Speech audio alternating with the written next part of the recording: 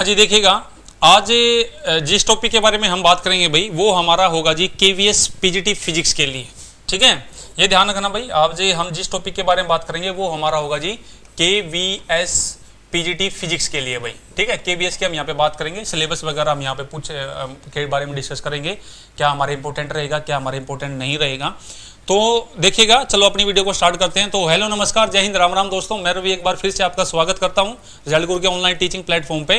तो सबसे पहले ये बात है भाई कि भाई इसने अपने नोटिफिकेशन में, जब इसने सिलेबस हमारा दिया था 2023-24 का, तो इसने अपने नोटिफिकेशन में एक बात को बड़ी आसानी से क्लियर कर दिया कि जो जो टॉपिक अभी मैं आप लोगों को बताऊंगा, टॉपिक आपके वो टॉपिक आपके 11th और 12th क्लास के ही हैं, लेकिन हम उनको कहाँ तक घसीट के ले जाएंगे, पोस्ट ग्रेजुएशन तक घसीट के ले जाएंगे भाई। मतलब टॉपिक चाहे हमारा, जैसे हमारा मोशन है, मोशन जो टॉपिक है हमारा, वो टॉपिक भले ही 11th क्लास का है, लेकिन अगर मैं चाहूँ तो मैं उस वहाँ से जो क्वेश्चन है वो मास्टर तक का या बीएससी तक का क्वेश्चन मैं आप लोगों से पूछ सकता हूँ। ठीक है, ये बात आप लोगों इसने पहले ही इस लाइन में आप लोगों को यहाँ पे क्लियर कर दी है, application of these concept at the level of post graduation. तो देखिएगा कैसे, जैसे मान लो आप लोगों का फर्स्ट यूनिट है भाई, यूनिट एंड मेजरमेंट है, आप लोग टॉपिक आप लोग यहाँ पे देख रहे होंगे कि भाई ये टॉपिक है, लेकिन इस पूरे टॉपिक के अंदर जो दो चीजें बहुत ज्यादा इंपॉर्टेंट हैं, वो क्या इंपॉर्टेंट है, एक वो आप लोगों का है जी एरर। ठीक है, ये ध्यान रखना, एक आप लोगों का जी एरर बहुत ज्यादा इंपॉर्टेंट है यहाँ पे, और दूसरा आप लोगों का यहाँ पे डायमेंशनल फॉर्मूले भाई, ये बहुत ज्यादा इंपॉर्टेंट डायमेंशनल फॉर्मूला है, लेकिन ये 11th क्लास तक नहीं पूछेगा, ये ध्यान रखना। एरर हो गया, डायमेंशनल फॉर्मूला हो गया, वो आप लोगों को कैसे क्वेश्चन पूछ सकता है, formula into formula into formula, 3 फॉर्मूले देके ऑप्शन में फिर आप लोगों से 4 फॉर्मूले और देगा, और उन पूछेगा भी किसके साथ ये मैच कर रहा है। मतलब वो 3 फॉर्मूले के तो डायमेंशन आपको अलग से निकालना, लेकिन साथ के साथ आपको जो ऑप्शन में 4 दिए उनका भी निकाल के देखना पड़ेगा कि भी किसके साथ ये मैच कर रहा नहीं मैच कर रहा। तो इस लेवल का क्वेश्चन पूछेगा, और डायरेक्ट आपने नहीं पूछा भी एरिया, स्पीड, वेलोसिटी, के जी इनका निकाल के बताइए, ना ऐसे नहीं पूछेगा आप लोगों से, फॉर्मूला दे देगा आप लोगों को, कुछ भी दे देगा, C = 1/√μ0ε0, इसका निकाल के बताइएगा भाई आप लोग फॉर्मूला। ठीक है, ये खाली एप्सिलॉन का आप लोगों से फॉर्मूला पूछ लेगा, जिसमें आप लोगों को पूरा कॉलम सलाम वहाँ पे सोल्व करना पड़ेगा। तो ये तो कुछ टॉपिक है जो आप लोगों को यहाँ पे ध्यान में रखने हैं। जैसे मोशन इन स्ट्रेट लाइन है, आप लोग यहाँ पे देख रहे होंगे भाई क्या क्या हमारे पास ये क्वेश्चन यहाँ पे बन सकता है। सबसे बड़ा इंपॉर्टेंट जो इसमें टॉपिक है वो सिर्फ इसमें से आप लोगों को कुछ नहीं करना है, वेलोसिटी टाइम, जितने भी आप लोग ग्राफ इसमें क्वेश्चंस बनते हैं, ग्राफ की जो कंडीशंस बनती है, कब लीनियर होगा, कब नॉन लीनियर होगा, कब एक्सेलेरेटेड होगा, कब कॉन्स्टेंट होगा, कब नॉन एक्सेलेरेशन होगा, ये सारी इंपॉर्टेंट आप लोग यहाँ पे बात में ध्यान में रखनी है, और इसमें कुछ ज़्यादा इतना नहीं है। मोशन इन प्लेन आप लोग यहाँ पे देख रहे होंगे, स्केलर वेक्टर क्वांटिटी है, ये सब कुछ है। ये भले ही आप लोगों से इतना सब कुछ ये कह रहा है, भले ही आप लोगों से कुछ कह रहा है, लेकिन भाई साहब एक बात ध्यान रखना, आपका यूनिट वेक्टर हो गया, आपका रिजोल्यूशन ऑफ वेक्टर हो गया, आपका सर्कुलर मोशन है, आपका स्ट्रेट लाइन मोशन है।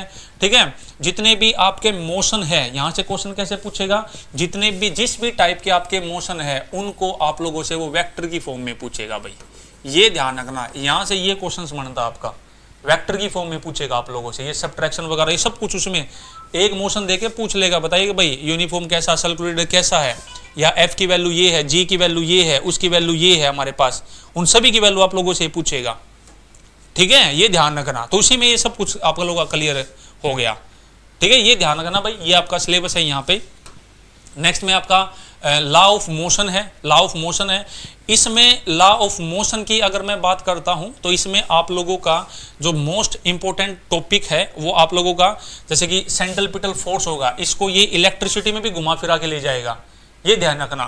फ्रिक्शन हो गया आप लोगों का, फ्रिक्शन हो गया, चाहे हम ट्रांसलेशन की बात करें, चाहे हम काइनेटिक की बात करें, चाहे हम किसी की भी बात करें, तो ये सारे टॉपिक आप लोगों का इंपॉर्टेंट है, ये आप लोग यहाँ पे ध्यान रखना।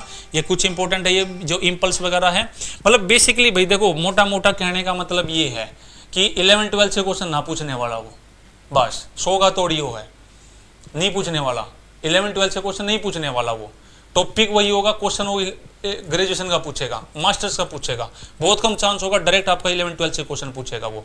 तो मेन बात क्या है, मेन बात सिंपल सी बात आप लोगों के लिए ये है कि आप लोग टॉपिक जो भी उठाओ तैयारी करने के लिए उसको ग्रेजुएशन तक लेके जाओ, एटलीस्ट मास्टर तक भले ही मत लेके जाओ, लेकिन उसको ग्रेजुएशन तक लेके जाओ, ये इंपॉर्टेंट बात है यहाँ पे आप लोगों के लिए। ठीक है, वर्क एनर्जी पावर है। इसमें क्या है, इसमें क्या इंपॉर्टेंट आपका क्या हो सकता है, इसमें है ना ये कोलिजन ये, लेकिन यहाँ पे ये 2D हो गया, ये 2D हो गया आपका, ये 3D हो गया। फिर आपका ग्रेजुएशन में जो टॉपिक आता है वहां तक पूछेगा आप लोगों को ये क्वेश्चन, ये 1D 2D का नहीं पूछेगा, ये गारंटी है। ठीक है, ये बात आप लोग यहाँ पे ध्यान रखना। यहाँ पे आप लोगों से मोशन के इस यहाँ से भी आपका जो क्वेश्चन है वो मोशन से रिलेटेड पूछेगा। किससे पूछेगा, मोशन से रिलेटेड पूछेगा, लेकिन आपको टॉपिक देगा वो कंजर्वेटिव और नॉन कंजर्वेटिव फोर्स के टर्म में। भाई सेंट्रल फोर्स कैसे होते हैं, नॉन सेंट्रल फोर्स कैसे होते हैं, सर्कुलर मोशन कैसे होते हैं, कंडीशंस दे देगा आप लोगों को। आर ये है, ए है, वी ये है, आप लोग सेंट्रल फोर्स निकाल के दिखाइएगा। ठीक है, या फिर इसको भी मान लो जैसे ये दे देगा इमेज, मतलब आप लोग ये देख लो कि जैसे कि एक इमेज मेथड होता है, इमेज मेथड होता है। मान लो जैसे ये है, यहाँ पे कोई भी चार्ज आपका क्या है बताइएगा भाई, ये इमेज मेथड दे देगा, बताइएगा भाई इसके ऊपर टोटल फोर्स कितनी निकल के आएगी। ऑप्शन में दे दिया, जैसे पहला ऑप्शन दे दिया F1 इज कंजर्वेटिव फोर्स, तो उस F1 कंजर्वेटिव फोर्स के लिए हमारे को पता करना पड़ेगा। हम भाई ऐसे भी जा सकते हैं, हम ऐसे भी जा सकते हैं, हम ऐसे भी जा सकते हैं, तो इन तीनों की वैल्यू हमारे को वहां पे निकाल के दिखानी पड़ेगी, निकाल के देखनी पड़ेगी, फिर हमारे को पता लगेगा भी पहला ऑप्शन मेरा ठीक है या नहीं है।